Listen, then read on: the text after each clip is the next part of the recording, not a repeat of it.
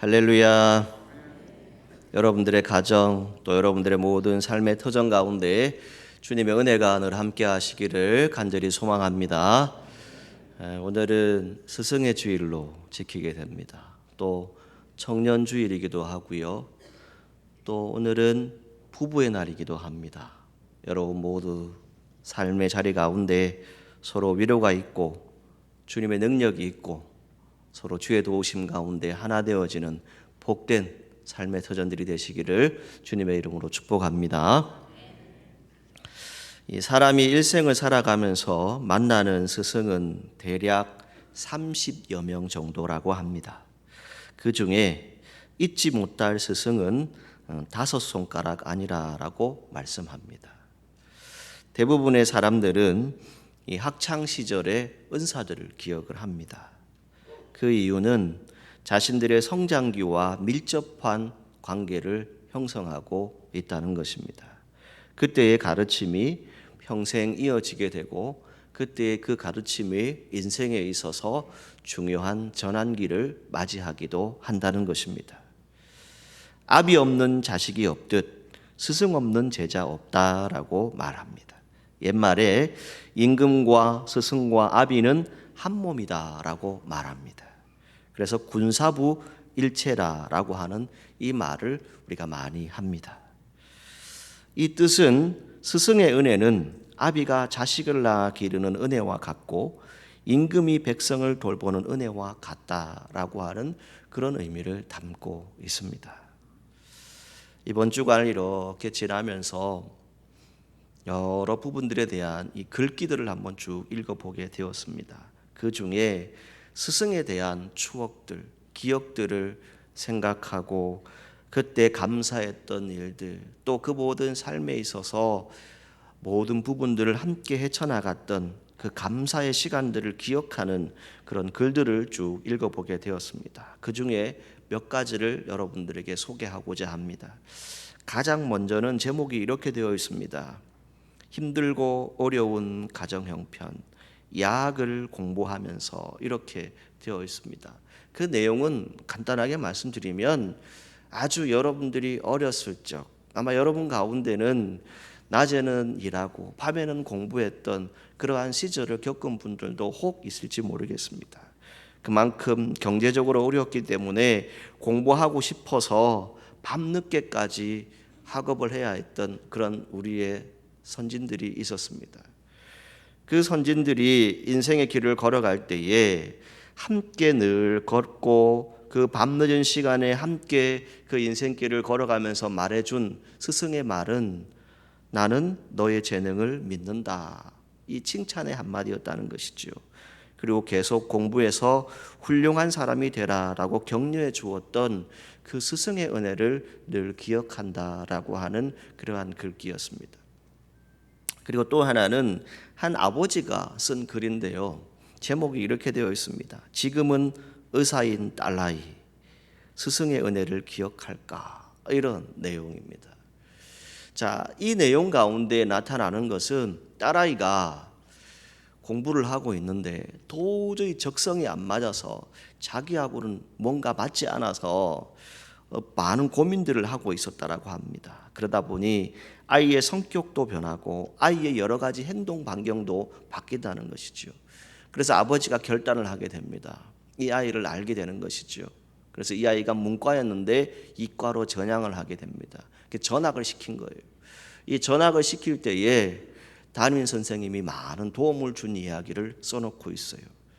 그 모든 일들을 할 때에 담임 선생님이 직접 모든 것들을 맡아주시면서 이 딸아이에게 한 말이 뭐냐면 열심히 공부해서 훌륭한 의사가 되라, 이 말이었다는 것이죠.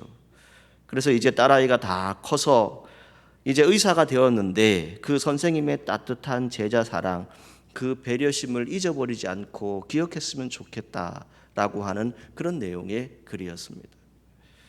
그리고 또 한 글은 이런 글입니다. 제목이 저를 기억하세요라고 이렇게 되어 있어요. 그 내용은 무엇이냐면 어느 날 한 청년이 길을 걷습니다. 한 노인을 만나게 돼요. 그런데 이 청년이 그 노인을 알아보는 거예요. 선생님 하고 이렇게 말을 건넨 거죠. 노인은 이 청년을 알아보지 못합니다. 그런데 이 노인이 이제 선생님이 된, 교사가 된 이 청년에게 묻습니다. 뭘 묻냐면 어떻게 그 선생님이 되려고 결정을 했느냐, 어떻게 그런 결심을 하게 되었느냐라고 묻습니다. 그러니까 옛 이야기를 이 청년이 하는 거죠.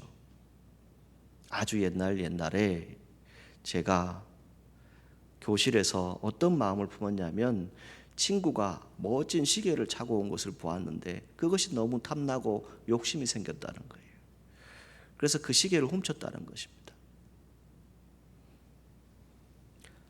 이 친구가 선생님에게 가서 말을 했겠죠. 제 시계를 잃어버렸습니다. 제 시계를 찾아달라고 했습니다.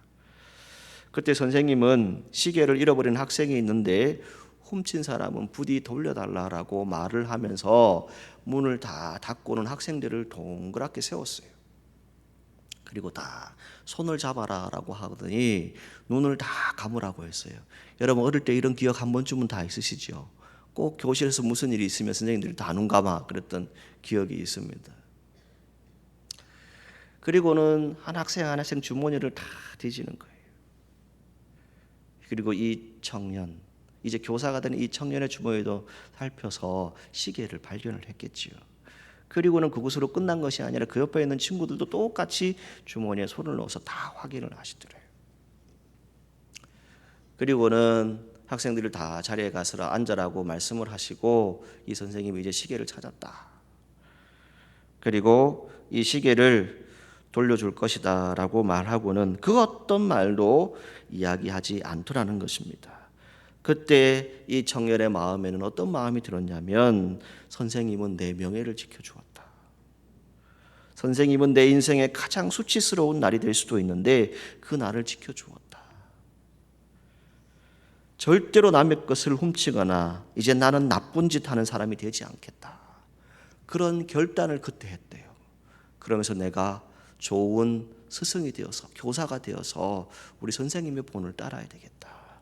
이런 마음의 자세를 가졌다는 것이죠. 그래서 제가 선생이 되었습니다. 교사가 되었습니다. 라고 이 노인에게 말을 건네는 거예요. 그러면서 이 청년이 그 노인에게 이제 말합니다. 그때 제가 그랬던 거 선생님 알고 계시죠? 라고 말하니까 이 선생님이 노인이 된 이 선생님이 이렇게 얘기하더랍니다. 나도 그때 눈을 감고 있어서 얼굴은 기억하지 못해. 그렇게 말씀을 하더라는 것입니다. 여러분 이게 선생의 자리가 아니겠습니까? 참된 스승의 자리가 아니겠습니까? 최근에 저희 교단에서도 이 스승의 날을 기념을 해서 스승에 대한 모든 부분들을 함께 하고 교회에 정말 인물, 교회의 덕이 되는 분이 누굴까를 선정을 해서 한 분에게 상을 드렸습니다. 이제 98세가 되신 림인식 목사님이세요. 서울의 노량진 교회 원로 목사님이시죠.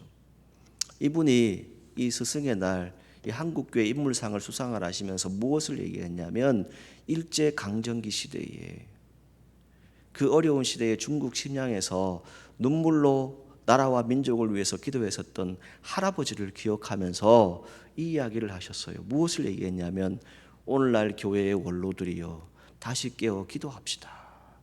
이 이야기를 하셨어요. 그분의 고백은 무엇이었냐면 좋은 교사가 되는 것, 좋은 스승이 되는 것 우리에게 필요하겠지만 무엇보다 중요한 것은 교회가 힘들다, 교회가 어렵다라고 말하기 전에 우리 스스로를 돌아보자는 것이지요.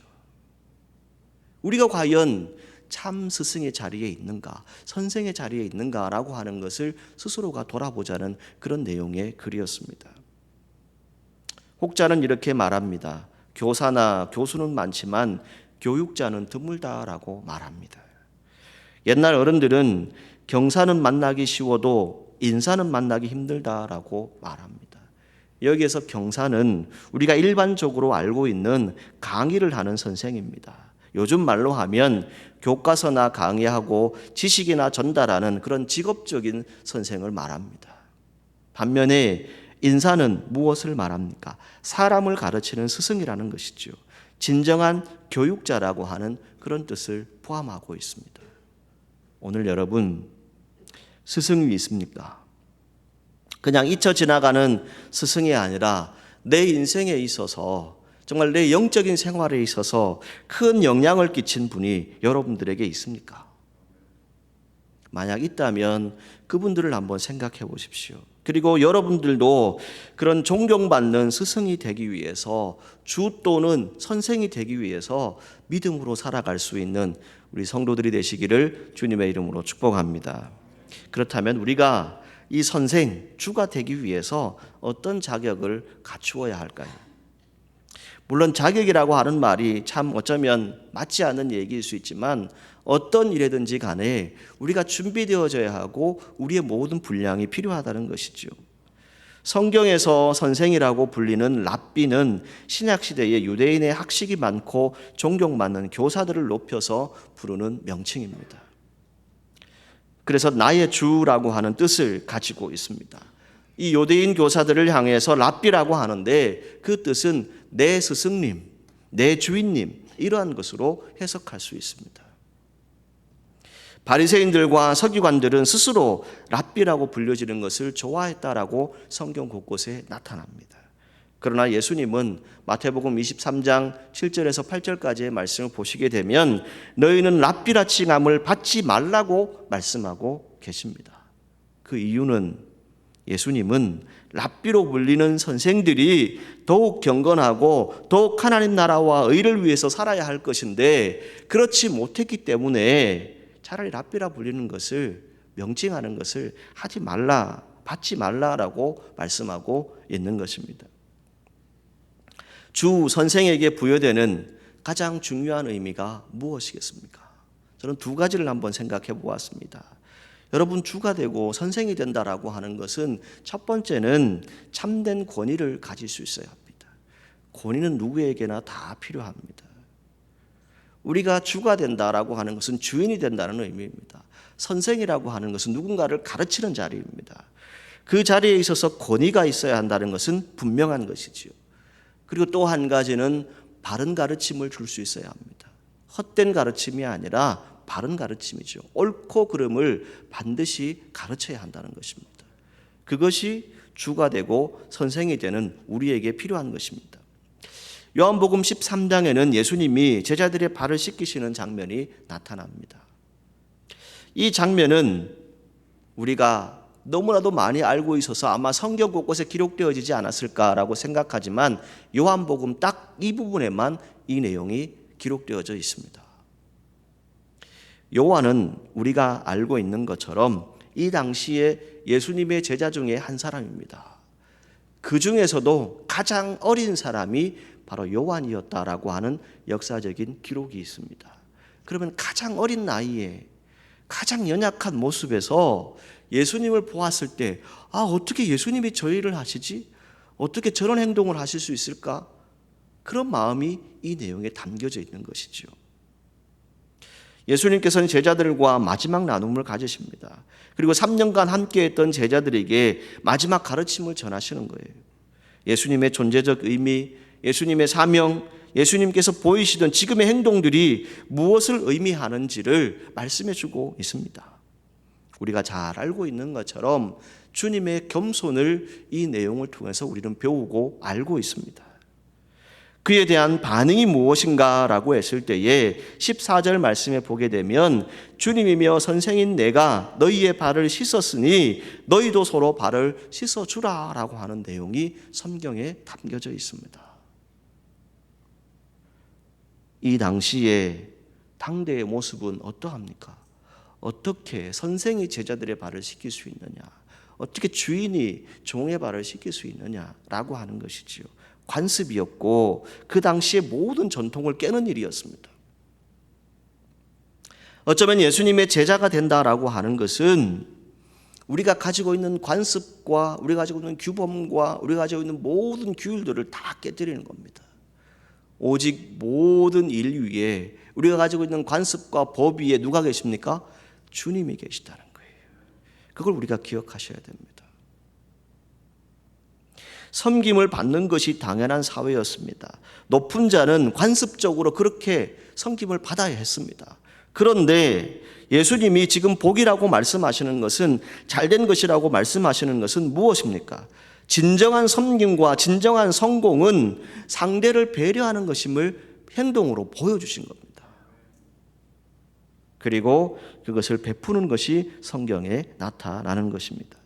제자들의 발을 씻기신 예수님께서 12절에 이렇게 말씀하시죠. 너희가 아느냐라고 질문합니다. 이것은 이해하느냐, 너희가 이것을 정확하게 알겠느냐, 이런 질문의 내용입니다.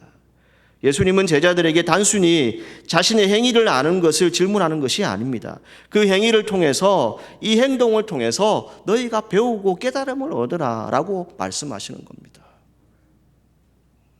13절 말씀에 선생이라 또는 주라 하니라고 말씀하고 있습니다. 예수님은 가르치시는 분이셨어요. 제자들을 가르치셨습니다. 그리고 예수님을 따랐던 많은 사람들에게 가르침을 통해서 주님의 나라를, 하나님의 나라를 전하셨던 분이십니다. 지금도 예수님은 우리에게 무엇을 가르치고 계십니까? 내가 발을 씻겼던 것처럼 너희도 서로 발을 씻겨 주어라. 이것을 말씀하고 있는 것입니다. 그리고 13절과 14절 하반절에 보시게 되면 옳으니라, 옳다라고 하는 표현들이 나타납니다. 이 내용은 무엇을 말씀합니까? 직분을 다하라, 당연히 해야 될 일이다, 이런 의미를 담고 있습니다. 제자들 서로가 발을 씻어주는 것이 당연히 해야 될 일이고 직분자로서 마땅한 일이다라고 하는 것을 말씀해 주는 것입니다. 가르침을 말로 한 것이 아니라 무엇으로 했습니까? 행동으로 보여준 것입니다. 옳다라고 하는 이 말씀은 의롭게 된다라고 하는 의미가 아니라 빚을 갚다라고 하는 그런 의미가 담겨져 있습니다. 사랑의 빚 위에는 우리가 지어서는 안 됩니다. 그것을 예수님이 직접 보여주신 것이지요. 그럴 때 내가 본을 보였기 때문에 서로 발을 씻어주는 것이 옳다라고 분명히 말씀해주고 있습니다. 여기에서 씻는다라고 하는 의미는 무엇을 의미합니까? 오늘 그리스도인들이 진정한 회개를 통해서 주님을 만나고 서로 믿음의 자리에 있게 되었을 때 그것이 하나님의 뜻을 이룰 수 있음을 말씀해주고 있는 것입니다. 그래서 15절 말씀에 본을 보이셨다라고 말씀하고 있습니다. 예수님이 행동으로 본을 보이시며 제자들에게 가르친 것이 무엇입니까? 우리가 익히 알고 있는 것처럼 겸손, 섬김, 이 단어를 우리가 알고 있습니다. 근데 문제는 다른 것에 있지 않습니다. 본을 보이셨는데 오늘 우리가 그 본을 따라서 살아가고 있느냐 하는 이 부분에 대해서 우리 스스로가 답해 보아야 합니다. 이 본이라고 하는 것은 일종의 예시라는 것이죠. 이렇게 하면 된다라고 하는 것을 우리에게 말씀해 주시는 것입니다. 예수님의 행동을 견본으로 하여서 보고 그대로 하라는 것입니다. 제자들의 발을 씻기시는 모습을 통해서 겸손과 섬김의 예시로 참고해서 그대로 너희들도 행동해라, 이것을 말씀해 주고 있는 것입니다. 주님께서 발을 씻기신 것, 무엇을 말씀합니까? 그 자체가 놀라운 일이지만 오늘 우리가 정확히 보아야 할 것은 우리도 주님을 본받아서 자신들도 서로의 발을 씻어주라라고 하는 것이 말씀의 중요한 의미입니다. 예수님이 겸손한 섬김을 제자들에게 보여주신 것은 무엇이었습니까? 그대로 하면 된다는 거예요. 그렇게 되기를 원하셨기에 직접 행동으로 가르치셨다는 겁니다. 요즘 시대에 참 많은 말들이 우리에게 있습니다. 여러분, 말씀만 하신 것이 아니라 행하는 것으로 제자들에게 보이셨다라고 하는 것은 무엇을 우리에게 말씀합니까? 겸손하라고 가르치시고 진짜로 겸손하신 예수님의 모습이 성경에 있습니다. 사랑하라고 선포하시고 진짜로 사랑하셨던 그 모습이 성경에 기록되어져 있습니다. 죽기까지 우리를 사랑하셨습니다. 그렇기 때문에 말뿐이었던 당시의 그 어떤 서기관이나 제사장들의 가르침보다 더 권위 있는 말씀, 더 권위 있는 가르침이 바로 성경에 나타나는 것입니다. 우리는 선생, 주의 권위를 말합니다. 그 선생과 주의 권위는 다른 것에 있지 않습니다. 행함이 없는 말은 허망한 소리밖에 되지 않습니다. 선생 주가 된다라고 하는 이 권위는 당연히 저와 여러분들의 삶에서 나타나야 합니다. 삶에서 그것을 찾을 수 있어야 합니다. 그 삶은 예수님처럼 철저히 낮아질 때 그것이 참된 권위가 되어줄 수 있습니다. 요한복음 13장 34절 35절을 보시게 되면 이 13장 전체에 대한 내용의 결론적인 내용이 나타납니다. 그 결론은 결국 무엇입니까? 새 계명을 너희에게 준다. 서로 사랑하라. 이렇게 당부하셨어요. 예수님이 발을 씻기신 것은 결국 무엇입니까? 내가 너희를 사랑한 것처럼 너희도 서로 사랑하라는 거예요. 그것을 말씀해 주고 있습니다. 예수님의 사랑은 어떤 사랑입니까? 예수님의 사랑은 사람들이 외면하고 사람들이 보지 않는 그 사람들을 찾아가서 그곳에 사랑이 있고 그곳에 그 사랑을 베풀면서 낮아지셨던, 겸손하셨던 섬김의 그 자리가 예수님의 사랑이었습니다. 오늘 사랑하는 사천읍교회 성도 여러분, 저와 여러분들이 예수님의 본을 따라서 서로 사랑할 수 있기를 주님의 이름으로 축복합니다. 사랑이 있는 곳에 그리스도의 은혜가 있습니다. 그리스도의 능력이 있습니다. 오늘날 많은 그리스도인들, 특히 한국교회에 속한 성도들이 한 가지 오해하는 것이 있습니다. 소위 이런 말들을 합니다. 어디에 가면 기도발이 세다더라, 영발이 세다더라, 이런 말들을 우리가 하지요. 여러분, 어디에 간들 영발이 세든 기도발이 세든 가장 중요한 건 무엇입니까? 여러분 스스로가 예수님 만나야 돼요. 성령의 능력을 체험해야 됩니다. 영적인 능력을 얻기 위해서 우리가 해야 될 것은 무엇입니까? 남보다 특별해지고자 하는 그 욕심을 내려놓아야 돼요. 그 욕망을 내려놓아야 합니다. 특별한 능력을 가진 스승은 세상 그 어디에도 없습니다. 오직 참 스승은 예수 그리스도이십니다. 예수 그리스도가 분명히 진리라고 성경에 가르치고 있어요. 그런데 우리가 자꾸만 헛된 것을 찾아가요. 욕심을 따라서 뭔가를 자꾸 해보려고 하죠. 그러다 보니 어떤 일들이 일어납니까? 가보았는데 막상 보니까 아무것도 아니에요. 그러니까 불같이 화를 내고 나오기도 하지요. 여러분 가운데에 정말 왜 이럴까 안타까워하는 그런 마음으로 기도하는 분들도 있어요. 때로는 정말 밤을 새워가면서 눈물로 기도하는 그런 성도들도 여러분 가운데 있습니다. 그 가운데는 또 어떤 일들이 있습니까? 세상 속을 들여다보게 되면 진리라고 말하지만 진리를 빙자하여서 타인의 생명을 빼앗고 심지어는 타인의 모든 것들을 다 빼앗아 버리는 그런 일들이 오늘 이 시대에 한국 교회 안에 나타나고 있다는 거예요. 여러분, 저는 말씀을 통해서 여러분들에게 이러한 진리를 전하고 싶습니다. 여러분이 이 땅에 태어나게 하신 분, 여러분들이 사랑받기 위해 태어났고 여러분들이 살아가면서 주인 되시는 분은 오직 여호와 하나님이십니다. 여러분들에게 생명을 주셨다라고 성경에 말씀하고 있어요. 진리의 씨앗을 여러분들이 다 가지고 있습니다. 창조주의 사랑을 여러분들이 가지고 있어요. 여러분들이 주이고 선생이에요. 그런데 우리가 왜 자꾸만 다른 진리를 따라서 찾아갑니까? 여러분들이 어디에 있든지 간에 여러분들이 주님의 뜻을 이룰 수 있는 것은 다른 것에 있지 않습니다.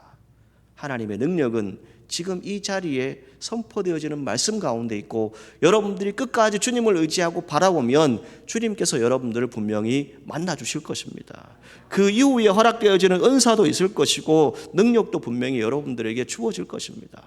누구를 찾아간다고 해서 되는 것이 아니라 누구를 만난다고 해서 되는 것이 아니라 여러분 스스로가 내가 주인이다, 내가 선생이다 라고 하는 그런 마음을 가질 수 있기를 축복합니다. 여러분 교회의 주인은 물론 예수 그리스도이십니다. 그러나 이 사천업교에 속한 여러분 모두가 다 주인이 되셔야 합니다. 다른 곳에서 의미를 찾으라는 것이 아닙니다. 오늘 우리는 가정이라고 하는 테두리 안에 살아갑니다. 아버지가 어머니가 되었습니다. 그 아버지와 어머니가 된다라고 하는 것은 무엇을 의미합니까? 현대의 가정에 부모가 사라졌다라고 하는 말들이 들려옵니다. 어른이 없다라고 말합니다. 자녀는 먼저 부모를 통해서 분명히 배우고 깨우치게 됩니다. 결국 부모를 본받게 되어 있습니다. 제가 아주 어릴 적, 제가 70, 80 세대잖아요. 저희 70 세대 때 학교에서 한마디씩 우리 선생님한테 들었던 말이 뭐냐면, 저희들이 꼭 잘못하면 선생님들이 뭘 물었을까요? 너희 아버지 뭐 하시노? 이 말을 꼭 물었어요. 제가 잘못한 거하고 왜 아버지가 못하는 거 무슨 상관이 있나요? 근데 그걸 물었어요. 왜 그랬을까요? 그만큼 부모의 자리가 귀하다는 것이지요. 부모가 어떤 일들을 하는가, 그거 참 귀하다는 것입니다. 그냥 선생님들이 그 말을 물었겠습니까? 여러분, 우리의 모든 삶의 자리 가운데 신앙적인 부분도 마찬가지입니다. 안 보는 것 같아도 여러분들의 자녀들은 여러분들의 삶을 보고 있습니다. 자녀들에게 부모가 좋은 선생입니다. 좋은 스승입니다. 우리가 우리의 다음 세대에게, 우리의 자녀 세대에게 전해줄 수 있는 것은 무엇입니까? 여러분들이 믿음으로 사셨던 그 자리, 하나님을 향하여 나아갔던 그 자리, 그 자리를 우리의 자녀 세대는 분명히 보고 있을 것입니다. 또 한 가지는 교회에서 우리는 선생이 되어 있습니다. 어른이 되어 있죠. 교회 학교 교사들만 선생 교사가 아니라 우리 모두가 다 우리의 다음 세대에게는 선생입니다. 이 교회의 주인이지요. 이 다음 세대에게 우리가 해야 될 것은 무엇이겠습니까? 올바른 것을 가르쳐 주어야 합니다. 무엇이 옳고 그른지를 분명히 알려주어야 합니다. 그런데 그 기준은 어디에 있습니까? 우리가 가지고 있는 기준이 아니에요. 성경 속에 나타나는 선과 악이 무엇인지, 옳고 그름이 무엇인지를 가르쳐야 한다는 겁니다. 학생들은 선생님들의 진정한 노력과 사랑을 분명히 알고 있습니다. 표현하지 않을 뿐이지 우리 어른들이 어떻게 살아가는지 우리의 다음 세대들은 알고 있다는 거예요. 저와 여러분 모두 우리의 다음 세대가 닮고 싶어하는 선생, 부모 세대가 되시기를 주님의 이름으로 축복합니다. 진정한 영원한 스승은 누구이십니까? 예수 그리스도라고 말씀드렸습니다. 오늘 본문 15절 말씀에 보게 되면 내가 너희에게 행한 것 같이 너희도 행하게 하려 하여 본을 보였노라 라고 분명히 말씀하고 있습니다. 예수 그리스도께서 나를 위해 걸어가신 그 길, 십자가의 그 길로 우리가 다시 돌아가야 합니다. 그리고 저와 여러분들이 함께 고백하기를 간절히 소망합니다. 최근에 한 글을 읽는 가운데에 8월 말 퇴임을 앞둔 한 교장 선생님이 40년 동안 이 교직 생활을 마무리하면서 그 시점에 스승의 날에 감동적인 편지를 하나 받았어요. 그래서 그 감동이 적힌 그 편지의 내용이 이렇게 글로 쓰여져 있는데 그 내용은 이것입니다. 선생님, 교사의 권위는 교사 자신이 아닌 학생들이 인정하고 존경할 때 서는 거잖아요. 선생님께서는 저희에게 이미 권위 있는 선생님이세요. 이렇게 쓰여졌다는 것이죠. 이 편지를 보았을 때 교직 생활 내내 살았던 그 모든 삶의 자리 가운데 이것이 정말 귀한 것이구나, 참 자부심이 되고 힘이 되었다라고 하는 그런 글의 내용입니다. 여러분, 무조건 아이들을 따뜻하게 대한다고 해서 진정한 선생 주가 아닙니다. 옳고 그름을 반드시 우리가 알려줘야 합니다. 그 옳고 그름은 우리의 기준이 아니라고 분명히 말씀드렸어요. 성경 속에 있는 진리를 가지고 옳고 그름을 가르치라는 것입니다. 그럼 우리가 이제 어떤 선생이 되어야 하겠습니까? 어떤 주인이 되어야 하겠습니까? 여러분들에게 준비된 선생이 되시기를, 준비된 주인이 되시기를, 주가 되시기를 주님의 이름으로 축복합니다. 마태복음 18장 6절 말씀에 누구든지 나를 믿는 이 작은 자 중 하나를 실족하게 하면 차라리 연자뱃돌이 그 목에 달려서 깊은 바다에 빠뜨려지는 것이 낫다라고 성경에 기록되어져 있습니다. 여러분, 우리가 영적인 생활을 하고 있습니다. 우리는 그리스도인이라고 하는 이름을 가지고 있지요.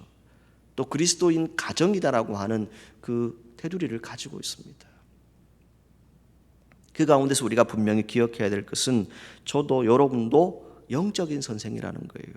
이 영적인 선생, 영적인 주는 결국 무엇을 해야 됩니까? 한 영혼을 천국으로 이끄는 그런 자리에 있다는 것입니다. 저와 여러분들이 어떻게 인생을 살아가느냐가 우리의 다음 세대에게 또 우리와 함께하는 모든 공동체에 천국으로 이끄는 그러한 의미를 줄 수 있다는 것입니다. 여러분들 가운데 거룩한 영적인 생활이 있기를 간절히 소망합니다.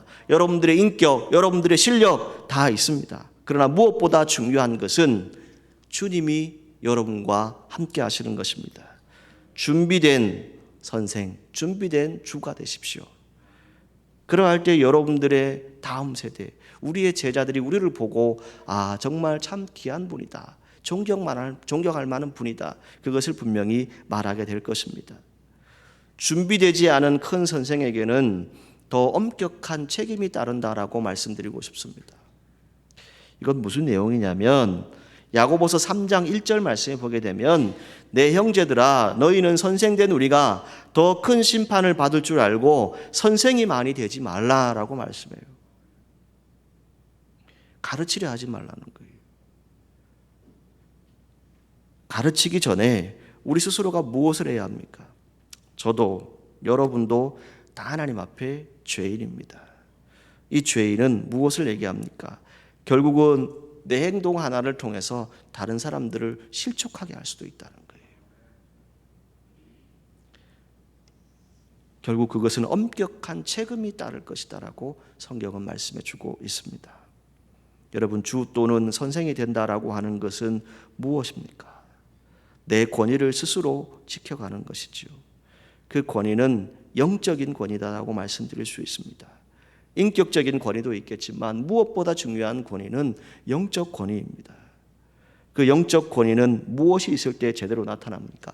사랑이 있을 때 그것을 본으로 나타낼 수 있습니다. 제자에 대한 깊은 애정, 내 자녀에 대한 깊은 애정이 있을 때 그것을 나타낼 수 있다는 것이죠. 일전에 기독교 교육을 공부하면서 루소라고 하는 학자를 통해서 보았던 것은 이것이었어요.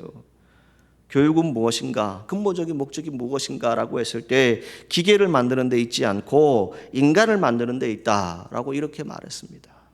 여러분, 우리는 그리스도인들이에요.